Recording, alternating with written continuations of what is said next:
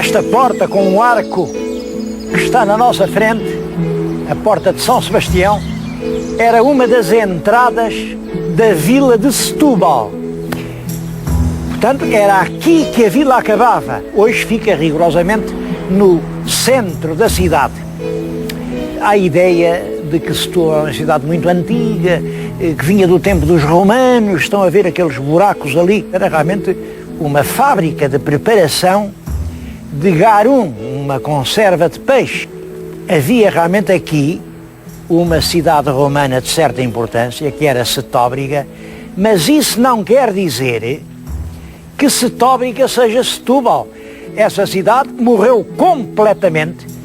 Durante toda a Idade Média não há o menor vestígio dela, e depois apareceu, muito mais tarde, já no século XIII, uma pequena localidade, lá embaixo ao pé do rio, uma localidade de pescadores, que veio a ser Setúbal.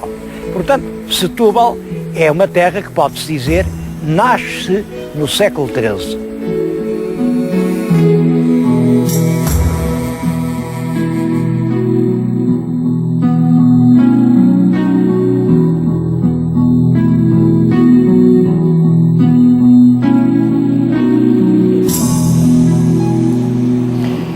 Penso que Setúbal só pode ter surgido depois da conquista de Alcácer do Sal. A conquista de Alcácer do Sal foi em 1217. Reparem, antes disso, Alcácer nas mãos dos mouros. Eram eles que faziam aqui a navegação rio abaixo, rio acima. Como é que podia haver aqui uma povoação de cristãos? E também não podia haver uma povoação de mouros, porque quem dominava aqui todo este estuário era Palmela, os cavaleiros da Ordem de Santiago, que evidentemente não perdoavam aos mouros. Quando Alcácer se faz cristã, então sim, estabelece aqui uma navegação já de navios portugueses e põe-se esta questão: quem é que recebe os impostos? O mestre Santiago naturalmente dizia: sou eu, pois o rei é meu. O rei dizia: não, o rei sou eu. Lá fizeram um acordo, os navios pagavam o dízimo ao rei e o redízimo ao mestre. E onde é que se fazia o pagamento? Está escrito, é lá no rio que vem de Alcácer. O rio que vem de Alcácer é exatamente este. Portanto, isto é no meado do século XIII. Nasce aqui um lugar onde os barcos pagam os impostos, aqui no estuário do Sado. À volta do posto fiscal aparecem rapidamente mercadores, negociantes, pessoas que compram o peixe por grosso e que compram também sal para o salgar, porque o que faz o rápido progresso do lugarzinho de Setúbal é isto: muito peixe para vender, muito sal para o salgar e muita gente para trabalhar. São os almocreves que, com centenas de bestas, vão por esse Alentejo fora até Sevilha vender o peixe de Setúbal. Em poucos anos, Setúbal faz-se uma grande vila. 100 anos depois, já era tão importante que tiveram que lhe fazer uma muralha de que ainda há muitos vestígios.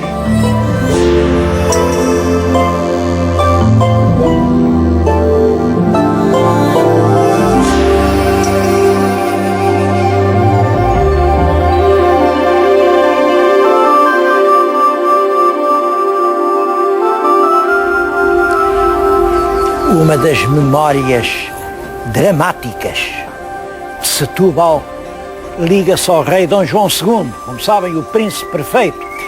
Estou-lhes a falar aqui numa esquina do Troino. O Troino é um bairro de Setúbal, um bairro popular. Aqui é uma encruzilhada de ruas e, se virem bem, está ali na esquina uma cabeça coroada. Dizem que é el rei Dom João II. Naquela outra porta está outra vez a mesma cabeça, mas aí com uma frase latina. Uma frase que correspondia muito bem ao que o Dom João II pensava. É uma frase latina. Em português quer dizer isto: se Deus está por mim, quem é que quer estar contra mim? É realmente a teoria do absolutismo. Este lugar, por causa destes monumentos, ficou relacionado com uma tentativa de regicídio. Os nobres, em 1484, conjuraram-se e resolveram tirar a vida ao rei. É uma história ainda hoje mal conhecida. Há muitos mistérios metidos nisso.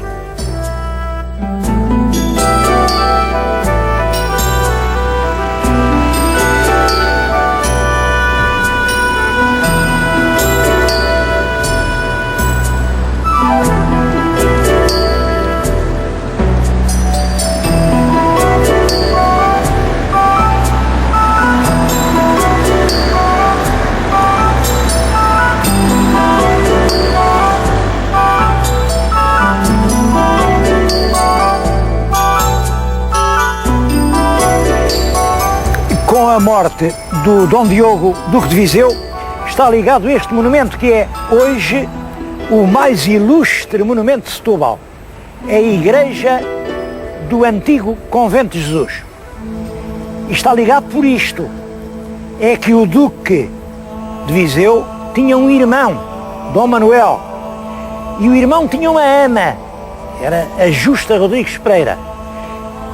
A ama fez um voto: se aquele príncipe do qual era ama chegasse ao homem, ela prometia fazer uma igreja. É claro que não só chegou ao homem, como chegou a rei. Foi o grande rei Dom Manuel. E depois o Dom Manuel ajudou a ama a fazer a igreja. A igreja é de facto notável, é obra do mestre Boitaca. O mestre Boitaca foi o mesmo que fez os Jerónimos. Se olharem para aquela janela, lembra-lhes imediatamente a cabeceira dos Jerónimos.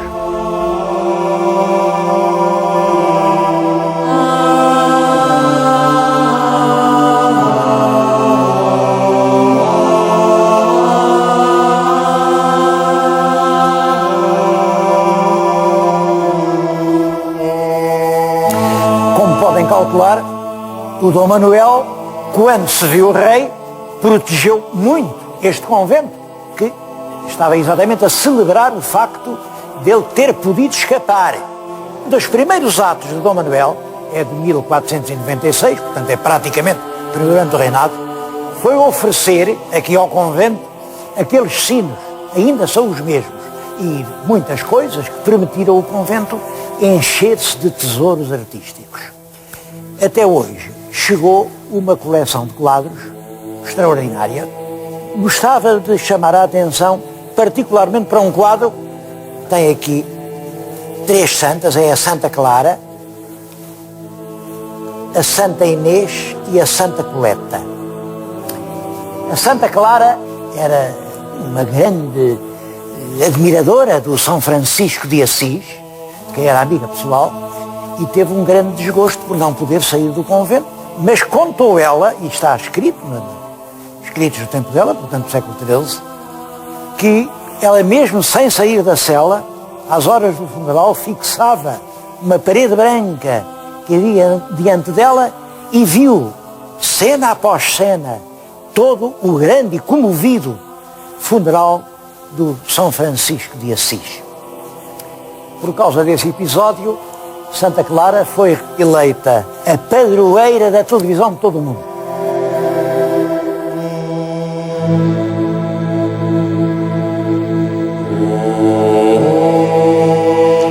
Gostaria que reparassem nestes 2 quadros.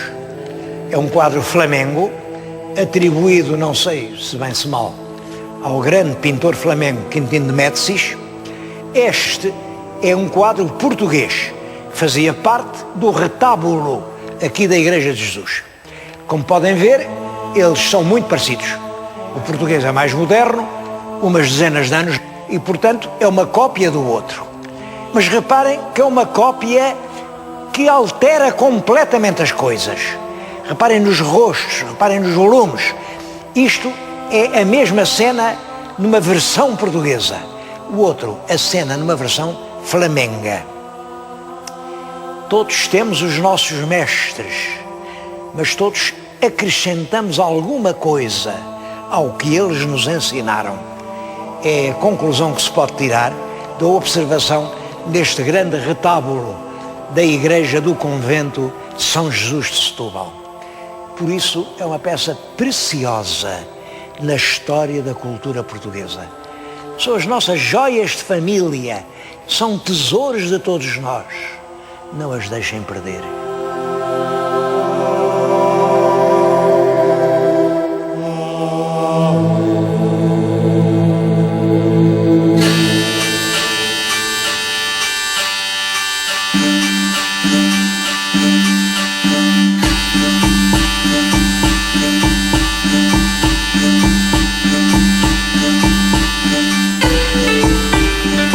Um outro museu que é preciso visitar em Setúbal é o Museu do Trabalho.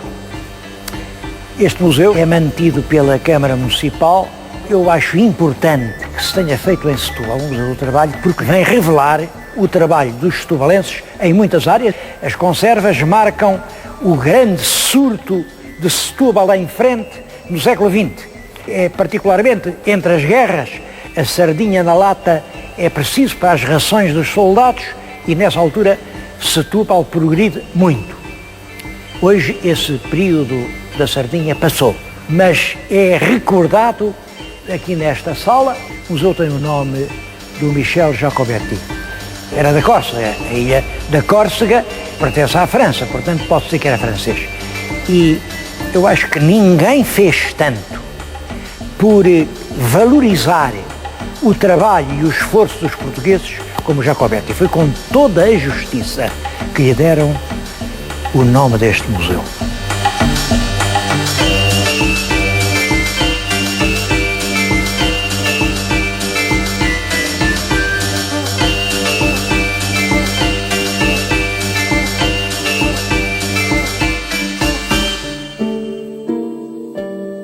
Setúbal é uma grande cidade que foi feita com base, no fundo, em 3 pilares. Primeiro, o sal. Era aqui que se produzia o melhor sal de toda a Europa. Era aqui que se tinham a abastecer os navios do almirantado inglês. Segundo, a sardinha. Era nestes mares, aqui à volta, que se pescava a melhor sardinha do litoral português. E essa sardinha era logo na lota arrematada por mercadores que a entregavam aos almocreves. Até sei um pormenor curioso, é que a essa altura os almocreves fizeram um pedido ao rei. E o pedido era o seguinte: os quais impostos são judeus e, apesar de serem judeus, trazem a Bíblia. E é com a nossa mão posta na Bíblia que a gente tem que jurar quantos milheiros de sardinhas leva ali naqueles alforjes. Ora, isto é um escândalo. Então como é que um fiscal judeu pode exigir de um honrado mercador cristão que jure sobre a Sagrada Bíblia? Eu acho muito bem que Vossa Alteza fiscalize lá essa coisa da venda da sardinha e nos obriga a jurar. Mas pedimos só uma coisa: eles são judeus, não podem andar com a Bíblia, mas devem andar com a Tora, porque a gente sobre a Tora jura tudo o que for preciso. Põe a mão na Tora e jura livremente. Eu acho muita graça à história, porque, claro, eles julgavam que a Tora era um livro indigno e sobre a Tora eles estavam dispostos a jurar todas as mentiras. Mas como no fundo eram muito religiosos, sendo a Bíblia, já se sentiam mais aflitos. Jurando falso, iam parar ao inferno. Então pedem ao rei que os mande jurar sobre a Tora e não sobre a Bíblia.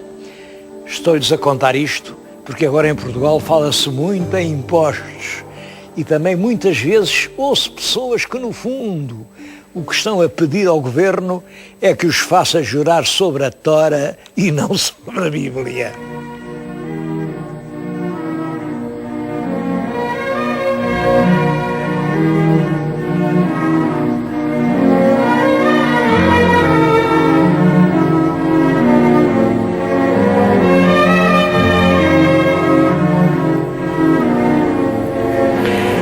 está na nossa frente é a Rua do Batisol.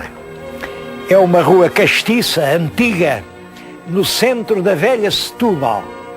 Eu peço-lhe que leia aquela lápide.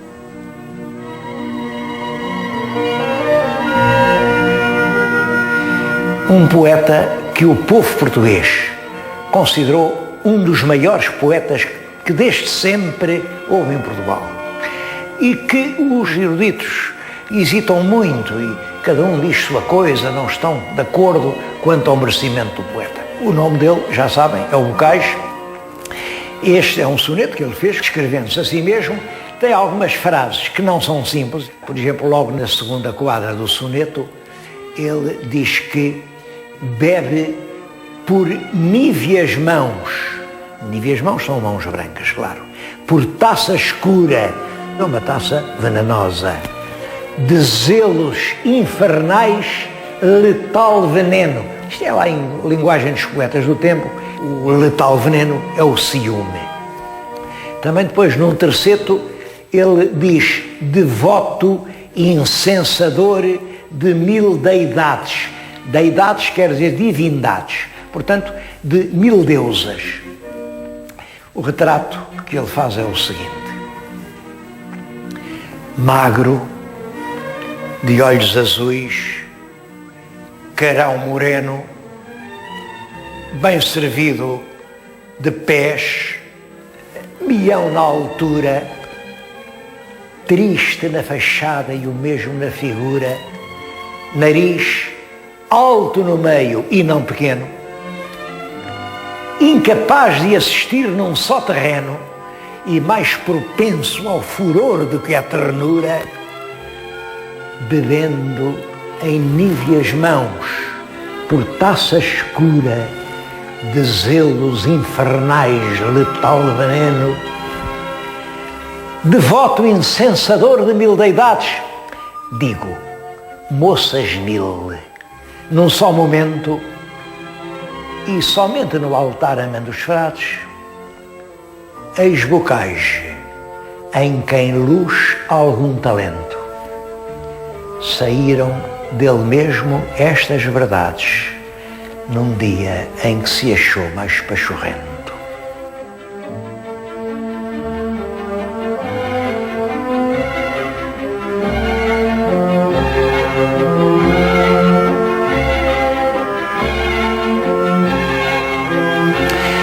Aquela casa em que Bocage nasceu já não apresenta nem de longe o que podia ser um pequeno lar burguês nos meados do século XVIII. Mas esta é uma casa que já existia no tempo de Bocage. É uma casa que quase com certeza ele conheceu. Este é o chamado Corpo Santo. É uma confraria dos pescadores aqui da região de Setúbal. Sabem o que era o Corpo Santo? Os navios, em alturas de tempestade, a certo momento a eletricidade eletrostática criava uma pequena chama no tope do mastro e os marinheiros julgavam que essa flâmula que ardia rapidamente era um prenúncio de bom tempo. Portanto, durante as tempestades, pediam a Deus se lhes mostrava no alto do mastro o Corpo Santo, ou o Fogo Santo. Isto liga-se com o próprio Bocage. Como sabem, Bocage foi marinheiro. A certa altura houve uma tempestade pavorosa, o navio parece que se afundava e ele escreveu um soneto a pedir a Deus que o salvasse. Eu vou-lhes ler o último terceto, que se refere exatamente ao tal Corpo Santo. Ele dirige-se a Deus: às densas trevas despedaça o manto, faz, em sinal da próxima bonança, brilhar no etéreo topo o lume santo. Ora bem, eu estou exatamente a falar-lhes na Casa do Lume Santo. Hoje isto é um museu, tem à volta uma série de azulejos que representam os ideais de vida, de uma vida fútil, uma vida imaginada para esconder a verdade dramática, em que o povo vivia mergulhado.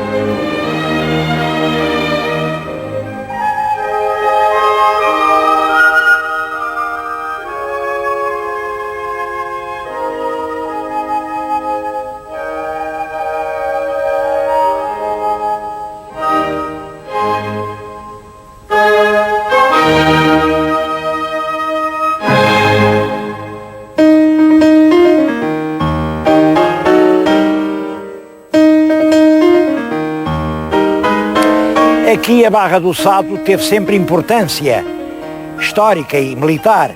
Já o Dom João I mandou fazer aqui uma torre para a defesa do Sado. Ainda hoje se pode ver essa torre. Depois da restauração, o Dom João IV mandou fazer aqui grandes obras e no fim do século, quando o rei Dom Carlos casou, passou por aqui, achou este sítio lindíssimo e teve uma ideia, estava abandonado, mandou fazer obras, fez uns aposentos muito bonitos e tinha a ideia de ter aqui uma espécie de casa de férias.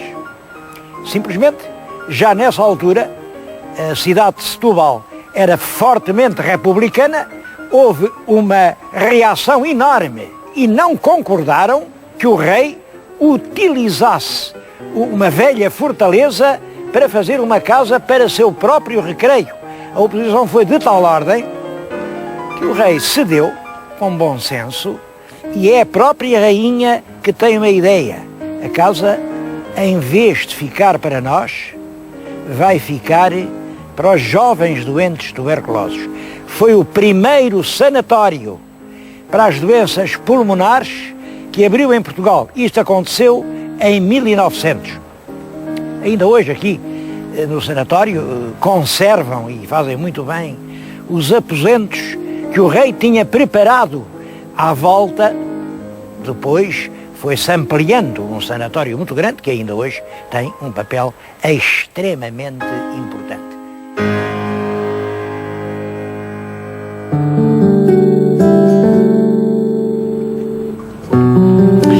Mas as razões para gostar de Setúbal não são só as do passado, são principalmente as do presente. É uma cidade, de certo modo, única nisto. Para o lado direito está protegida por uma reserva natural, o Parque da Serra da Rábida, uma grande reserva botânica. Vem de lá sempre um vento de ervas, um vento de árvores, um vento puro. Do outro lado é a reserva natural do estuário do Sado. Em frente é a grande superfície líquida do estuário, de onde vem um sabor salgado, uma atração de praia e de mar. Isto faz de Setúbal realmente uma cidade muito sedutora. Além disso, há as condições que as pessoas conhecem. Um peixe extraordinário, há aqui muito boa comida. É uma cidade com uma excelente qualidade de vida. E oxalá que continue a ser. Penso que o futuro exige um grande esforço de organização, porque Setúbal fica apenas a 40 km de Lisboa. Durante todos estes séculos teve uma muralha que a protegia da invasão do Lisboeta. Era o Rio Tejo. Hoje fizeram as pontes. Se não houver a preocupação de defender o que Setúbal tem de seu, perderá uma parte do seu encanto.